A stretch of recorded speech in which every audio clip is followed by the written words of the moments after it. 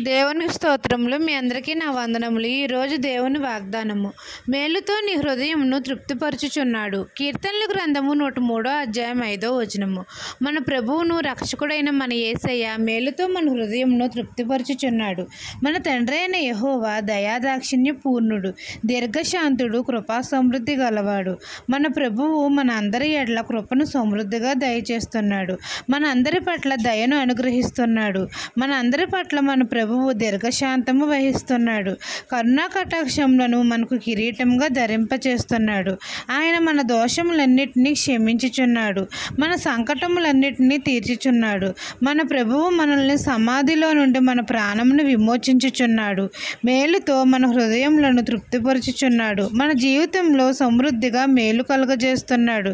పక్షిరాజు యవ్వనము వలె మనము యవ్వనము క్రొత్తదగునట్లు చేయుచున్నాడు. అనేకమైన మేలులతో మన హృదయాలను తృప్తిపరుస్తున్నాడు.